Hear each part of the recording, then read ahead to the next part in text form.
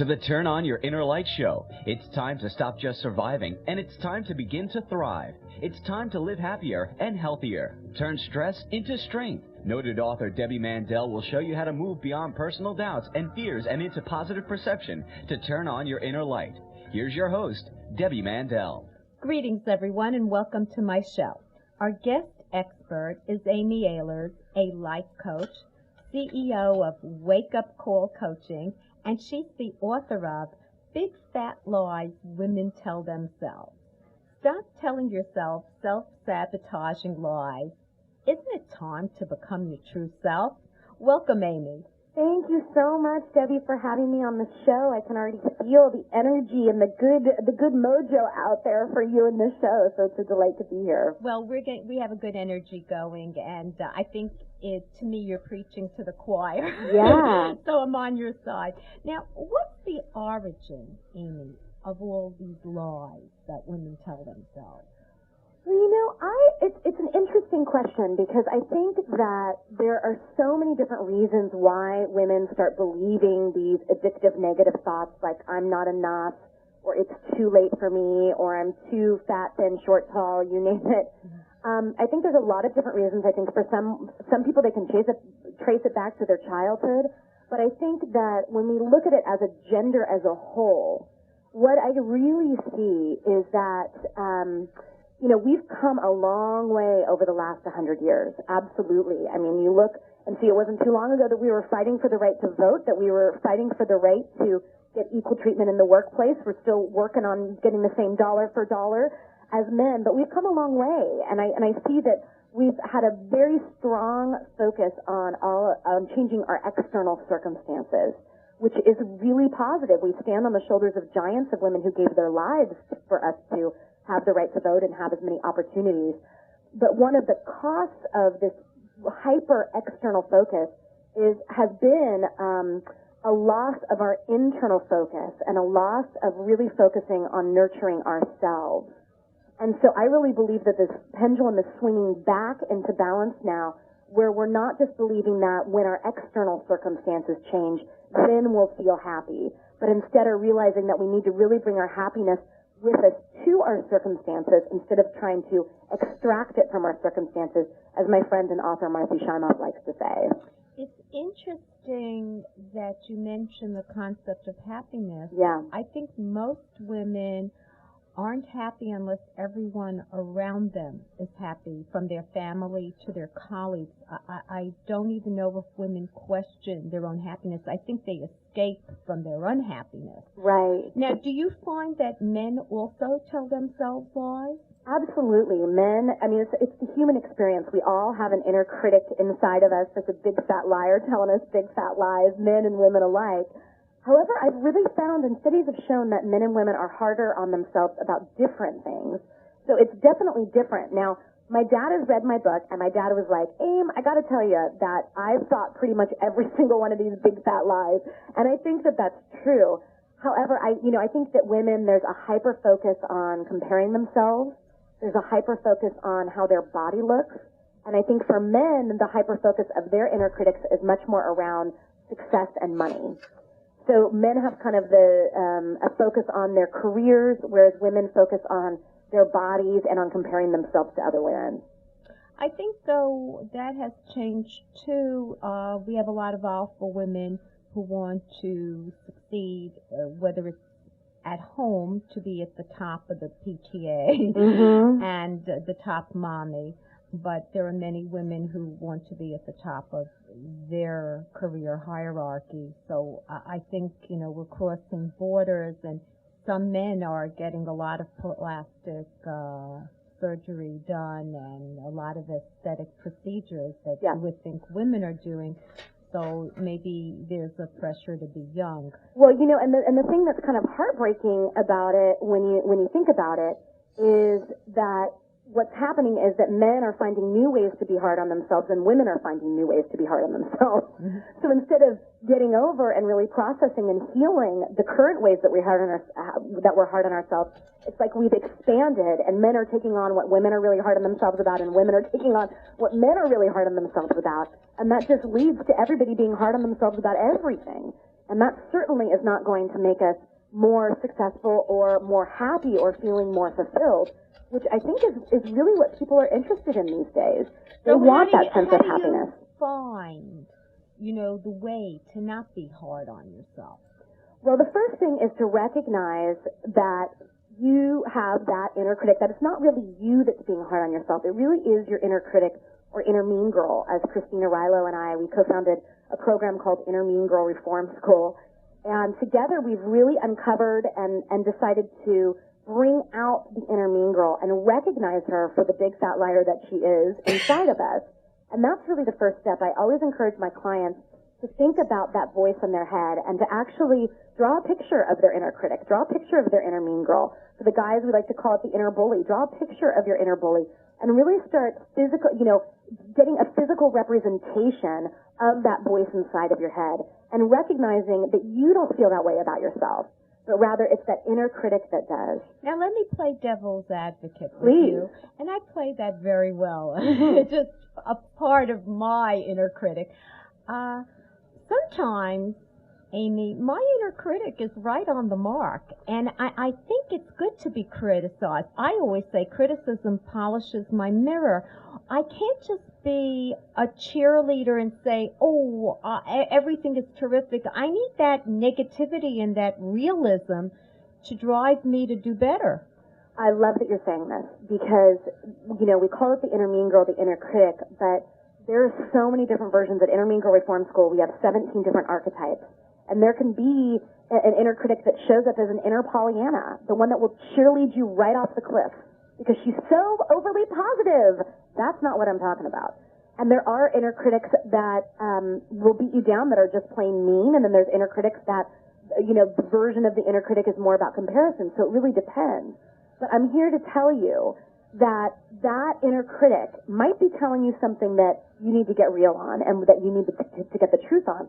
But your inner critic will tell it to you from a space of shaming you, making you feel guilty about it, and having you feel depressed and stressed about it.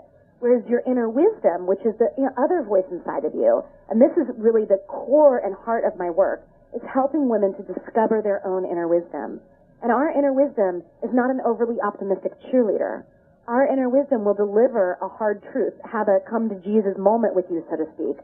I know mine has, and I've coached a lot of clients who really needed to hear the truth.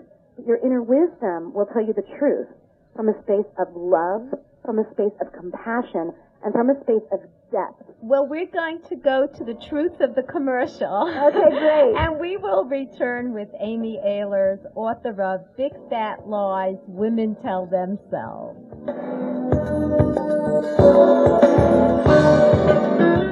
Now you can take Debbie Mandel home with you. Her book, Turn On Your Inner Life, Fitness for Body, Mind, and Soul, will help you decompress with healthy, positive, concrete solutions. Common life challenges are presented so that you can quickly find the help you need. Emotional tips, original meditations, and a fun and easy-to-follow fitness workout for each mindset. This revolutionary new method will help you rewire mind and body to take back your power. Get it on Amazon. Are you overwhelmed with the burden of taking care of children, parents, or both? Are you taking care of everyone else except yourself? It's time to change your habits and re-energize. Debbie Mandel gives you an innovative and easy-to-follow program for good health and happiness. In her magical new book, Changing Habits, The Caregiver's Total Workout, Debbie Mandel shows you step-by-step how to find the optimal balance between giving and receiving and guides you to exercise and eat right to take care of yourself. What are you waiting for? Read Changing Habits and start training for your life. Life does not need to be a burden. Get Changing Habits, The Caregiver's Total Workout on Amazon.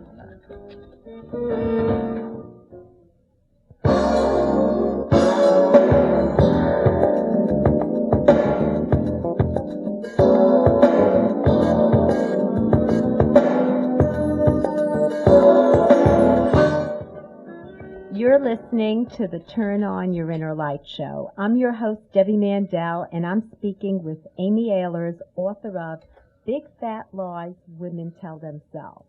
Now, Amy, how do I know the difference between the voice of my inner critic and my wisdom? How do I even cultivate wisdom? Yes, great question. What I always say to my clients is, you know when your inner critic is present by the way that you feel, by the way that you feel in your body. There's this, when our inner critic is present, there's this feeling of spinniness. It's a very technical term, Debbie. But it feels circular in your mind. There's this feeling of like your thoughts are racing and that you're being beat down. And you can feel it in your body. You'll feel a tightness in your chest. And I encourage everyone to really start noticing that, to go to the wisdom of your body and start noticing when I am being hard on myself, how do I feel in my body? For me, I feel really in my head and I feel a tightness in my chest. And that is a clear sign that my inner critic is afoot. In contrast, when I am in tune and in touch with my inner wisdom, I feel a sense of groundedness in my body. I feel a sense of peace. I feel a sense of connection to source energy, to God, the universe, Buddha, Allah, whatever you call it. That feeling of groundedness. And so like I said, before a commercial break, your inner wisdom will deliver the truth, will tell you, sweetie, put the cookie down, put the guy down, get out of this relationship. It's time for you to get real with yourself. It's time for you to start really taking care of your body. Whatever it is, your inner wisdom will tell you that and deliver that information, but it will be from that space of love and compassion, and you'll feel that sense of truth in your body. Now, these are all lovely words, Amy, and you're very inspirational. But we have an obesity epidemic, and we have women who have heard this many times. You will see a cartoon. One of my favorite is Brunhilde standing in front of a mirror reciting affirmations, I am beautiful. And scientific research shows that affirmations don't work. and I know there are a lot of affirmations in the book, and I use them as, quips in the show. But truthfully, these are beautiful platitudes.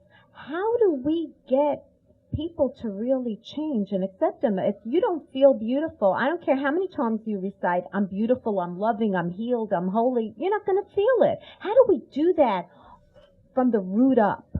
Well, and I just have to say that there's a lot of studies that show the opposite, that affirmations really do work. But the key is that it's not about just saying these things and not believing them, or saying these things and then not going into action. We use affirmations as a tool, and I've used them for years personally in my life and also for years with my clients, and it really is about building that new neural pathway in your brain and in your mind. And so it isn't just about looking in the mirror when you're overweight and obese and you need to get a grip on yourself, but it is about, big fat lie, I can't remember the number here, but, one day I'll win the battle of the bulge is one of the big fat lies in the book. And it's like with big fat lie number 16, this is not about declaring war on your body. And this is what I think is something, when you talk about the obesity epidemic, we've declared war on our bodies. We have said, I hate you, you're not looking the way that I want you to look, and it really is the thing that causes us to go into a fit of overeating, a fit of eating overly processed foods, all of these negative behaviors. And when our inner critic is shaming us, and when we're in front of the mirror, I can tell you that no good will ever come from that situation. No good will ever come from it. But instead, when you are looking in the mirror and you see the truth of, I gotta really put myself first on the plate for a change of pace. I've got to really take this weight thing seriously. I've got to make a commitment to my health as an act of self-love. Different patterns will emerge, different actions will emerge, and you'll start working and operating and being fueled by inspired action instead of feeling obligated into shame-filled action. And that's what creates lasting change, is when it's an act of self-love instead of an act of self-hate, which is really what the majority of the insane diets out there are doing to our bodies, and it's just making the epidemic worse. So I think part of it is getting real with yourself and then utilizing affirmations as one of the tools, but not thinking that you can sit at your house, say a couple affirmations, and your life is going to change. No way. For me, it's quite often recognizing the triggers in your life. And this is a show based on stress management, and women have countless stressors. Whether it's home-based or work-based. And let's face it, junk food eating does self-soothe, and we feed an empty heart. We experience loss, and we don't know how to fill it. And then I think, speaking as an older woman, I can tell you that I see older women distort their bodies because they don't know how to deal with age. Right. And they do it on both sides of the spectrum. It could be someone who's painfully thin. Yeah. You see a lot of anorexic older women. Yeah. And you see heavier older women, because their bodies have changed hormonally. So there's this whole confluence of going on for women, as well as technology overload, right, Amy? I could work 24/7 if I want to. Yes. So I don't think it's just our stern inner critic. I think we are so bombarded. Did you read in the New York Times style section how women are not sleeping and their male counterparts are snoring at night because the moment, you said you have a 4-year-old, right? I do. Okay, as a mother, you wake up to the sound of your baby. Yep. No matter how he might be snoring, but you're up, and that doesn't leave us. And you could be 60 years old, and you don't have any more babies, but you're still waking, and you're hypervigilant. That's just how we are. And I think when you're out of balance like that, no matter what your stern inner critic says or your affirmations say, that's how women fall apart. I think it's almost scientific. But we go to commercial break, and we will return with Amy Ahlers, author of Big Fat Lies Women Tell Themselves.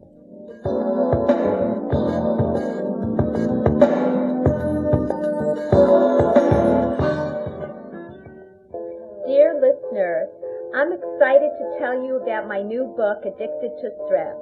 This is a message you need to hear. Are you addicted to stress? Do you do it all while everyone depends on you? Where's all this pressure coming from? It is coming from inside you. This is why my publisher, John Wiley, asked me to write Addicted to Stress, a woman's 7-step program to reclaim joy and spontaneity in life. This fun-to-read book teaches proven strategies to reclaim your life, silence your inner critic, build a healthy body, and reframe your thoughts to change your life for the better. Dare to be happy without the guilt. Addicted to Stress is easy to get. It's available at Barnes & Noble and other fine bookstores everywhere. You can also buy it at Amazon and other online retailers.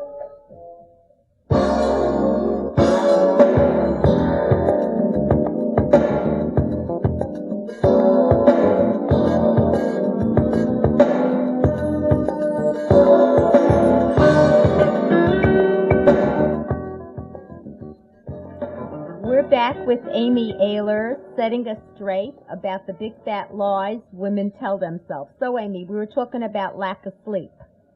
Yeah, well, and I love that you're pointing to this because, yes, it's like we expect ourselves to operate on 4 hours of interrupted sleep if you're a mom, because there's going to be somebody in your household that wets the bed or wakes up crying or has a nightmare or whatever. And you're exactly right. I mean, our physical thing, and, really starting to take care of ourselves physically and not have these expectations that we're supposed to be operating on 4 hours of sleep, be operating on not enough food or too much overly processed foods, and expect that our bodies are going to, in turn, not feel stressed. And when you look at that 70% of all disease is stress-related, I mean, that is insane. 70% of all disease is stress-related. And it really is affecting our health. It's affecting our physical health and our mental health. And so it is about us taking our power back. And I'll go again to that voice of your inner wisdom. It is about finding that voice of your inner wisdom, because your inner wisdom knows more about your health than your doctor does. Your inner wisdom knows what foods are the right foods for you to be eating.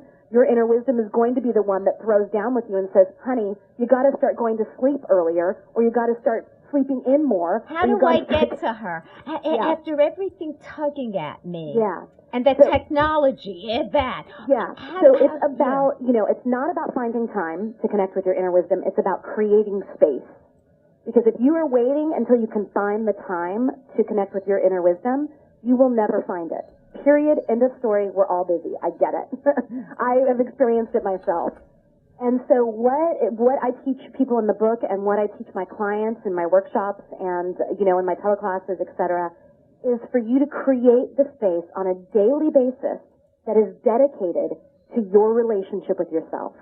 Because the only relationship that will be there from your first breath your very last What breath does that mean? is your relationship with you. But what does that mean to create a space for my relationship with me? Do I start talking to myself? Do I close my eyes and just... It's a very, very individual thing. For me personally, I actually have a lot of different meditation tracks that I listen to, and it's about being still. I'm a very active person with a very active life, so stillness is part of the key for me. I have other clients where it's about putting on their favorite music and dancing. I have other clients that go on a gratitude walk. It's about finding, and for me, this shifts. Some days I do EFT or tapping. Some days I do affirmations in the mirror. Some days I sit in silence. Some days I go on a run with a very clear intention to connect with my inner wisdom and connect with myself. Do you ever talk to like a friend who kind of help, another woman who might help you access another point of view, and that could be your wisdom of the day, or is it just self-driven? Well, I think it depends on the person. For me personally, it's about being self-driven. I'm actually a very strong, I'm sure you couldn't tell, Debbie, but I'm a very strong extrovert. So for me, I talk a lot in my life, and I talk a lot with friends, with clients, on radio shows like this. I'm talking constantly. So for me, it's about that silence. It's about the solitude. That is what I need to focus on. So in a way, what you could be bringing up is maybe go the yin and yang of things, like the opposite direction. So if someone is very shy and introverted, maybe accessing inner wisdom would be a dialogue with someone. It might be, but I think it's really, so I'll just ask everyone listening right now, just take a moment, close your eyes as long as you're not driving, take a moment right here and right now. Instead of us talking about it, let's give you some access to it now. And just close your eyes and take a deep breath. And just tuning in to your space, that space inside of you that is deeply connected to your inner wisdom. And just ask your inner wisdom, what do you know? What does my inner wisdom know? What does my inner wisdom know will fuel my relationship with her? What does my inner wisdom know will provide a sense of sacred space in my life? What is the daily practice that I want to experiment with? What if you don't get anything? Like, I'm not getting anything at this point. I just want to be honest with you. I think we say these things, but I don't think we process them. And what I would love to see in the future is greater practicality, things I could concretely do rather than label them my inner goddess, my inner wisdom, the divinity within, because there's too much bombardment. But we come to the close of our segment together. Do you have a website we could access? Yes, and I just want to say in response to that, Debbie, I really don't have the time at this moment, okay. But let's go to your website and we'll learn more. Okay, so my website is bigfatliesbook.com. The lies is plural, bigfatliesbook.com. You can find out about 7 free bonus gifts all about the book. And my book does have 59 all right, very practical tools. Thank you very much for being an inspirational guest. And we love the differences. Affirmation of the week. Who aren't you? And now for the latest medical trends. Exenatide, which is Byetta, a drug commonly prescribed to help patients with type 2 diabetes, improves blood sugar control and has a powerful and rapid anti-inflammatory effect, a University of Buffalo study has shown. Melanoma skin cancer survivors are much more likely than the general population to have future new cases of invasive melanomas and other cancers, says a national study.